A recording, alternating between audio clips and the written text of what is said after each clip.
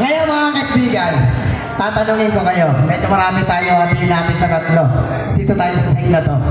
Ilang manok yung nakita niyo pinalabas ko ngayon, guys? Ilan? Nasa sigaw ninyo. Ilan? Dalawa. Maraming salamat po. Dito tayo sa gitna.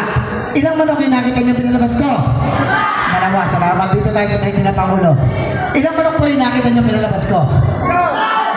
Ha? Ilan po? Pakisailas para makita ko. Teka lang. May problema yata tayo. Sa dinami-dami ninyo dito, si Pangulo lang nagsenyas ng tatlo. Pangulo, tatanungin po kita. Nanghula po kayo, no? Nanghula lang kayo. Kinabahan ako ron. Dahil kung nanghula kayo, palakpakan natin mga kaibigan. Tama po yung hula nyo.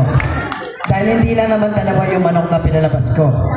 Nung nag-ikot-ikot ako rito, yun yung naging diversion ko para lituin ko ang mga mata nyo.